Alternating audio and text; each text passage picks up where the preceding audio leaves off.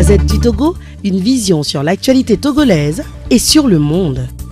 J'ai été l'un des rédacteurs de cette constitution de 92. Et j'en connais les forces et les faiblesses. Mais normalement, une constitution, c'est à l'épreuve de la pratique qu'on en connaît réellement les forces et les faiblesses. Il faut dire que malencontreusement ou malheureusement, la constitution togolaise n'a pas eu ce cheminement. C'est-à-dire qu'avec la pratique, on peut en connaître les réelles forces et les réelles faiblesses.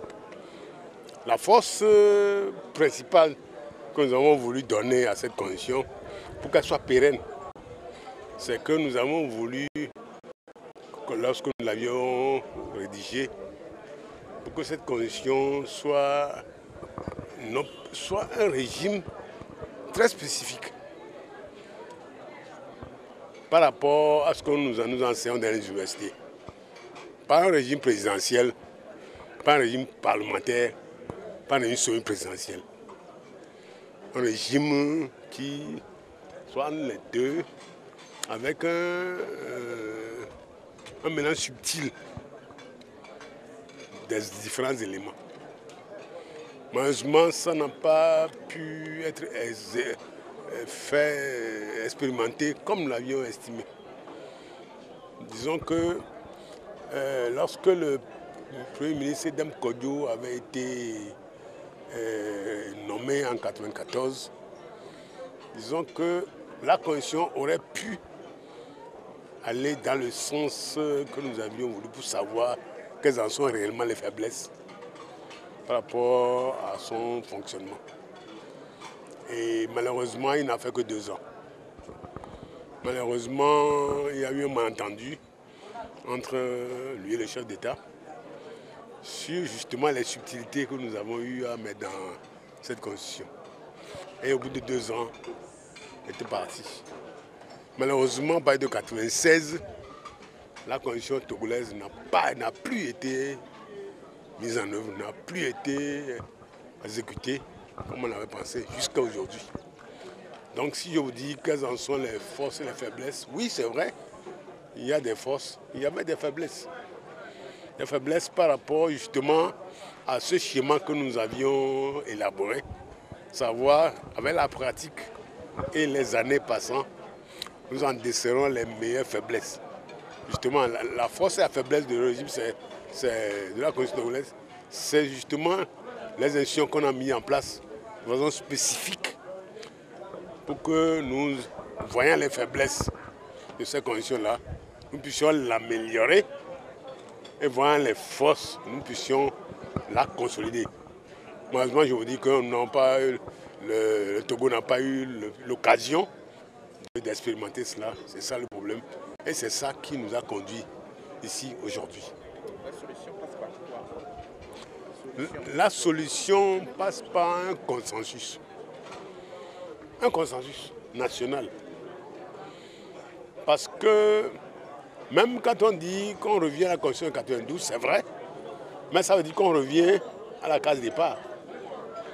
À savoir, avec les faiblesses et les forces qu'on lui a données dès le départ. Ce qui fait qu'il faut recommencer à zéro. C'est dommage. Mais vous savez que lorsque cette constitution a été adoptée, c'était par consensus. Je vais vous dire, lorsque le projet a été élaboré et montré au chef de l'État, le général Adema, il y a des éléments qui ne lui plaisaient pas du tout. Et il était contre. Quand il avait dit, ça a été enlevé. Il y avait même des mots qui le heurtaient. Et ces mots ont été enlevés. Il y avait des mécanismes qui ne lui plaisaient pas. Ça a été fait. Et c'est une fois son accord qu'on l'a envoyé au référendum. Et si vous vous souvenez, je ne sais pas si vous êtes assez vieux pour savoir, le général Adema avait appelé lui-même à voter pour cette constitution. Il a été l'un des premiers à aller voter. Ouais, ce qui veut dire que c'est dans un consensus général. Malheureusement, comme je vous l'ai dit, nous aurions voulu qu'avec la pratique, on puisse voir consensuellement toujours voir l'amélioration de ces conditions. Maintenant, le retour, c'est comme si aujourd'hui, les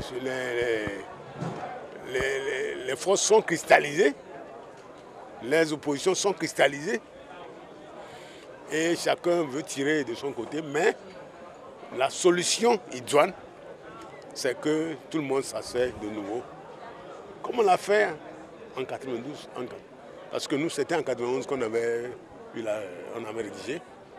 Quand on avait fait en 91, à la sortie de la conférence nationale, c'était des gens de tous les bords politiques. On était ensemble. Maintenant, vous parlez de consensus. Oui. Est-ce que c'est consensus sur un nouveau texte constitutionnel ou consensus sur la modalité de sortie de crise? Bon, il y a les deux. Il y a la modalité de sortie de crise de façon les modalités immédiates de sortie de crise. Là, nous ne pouvons pas couper à ça. Parce qu'il y a une crise ouverte, il faut en sortir. Quelles sont les modalités pour sortir de façon immédiate de la crise actuelle? Sans préjuger parce qu'il faut une modification profonde de ces conditions. Il faut prendre le temps pour y réfléchir et faire ça de façon consensuelle. C'est ce que je disais. Alors, maître, oui. Alors, dites-moi concrètement les acquis de cette constitution 25 ans après, les acquis, concrètement. Mais les acquis, je vous dis que la constitution n'a réellement pas été mise en œuvre pour qu'on en connaisse les vrais acquis.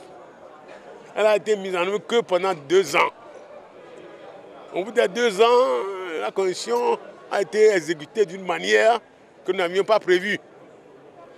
Bon, donc dans ce cas-là, il faudrait que la constitution soit mise en œuvre, pas avec les faiblesses que nous avons découvertes en chemin, mais modifiée avec tout ce que nous avons vécu de 1994 jusqu'à maintenant, pour savoir comment la remodifier de façon consensuelle, pour que ce que nous avons constaté de façon positive, je ne peux pas vous dire de façon...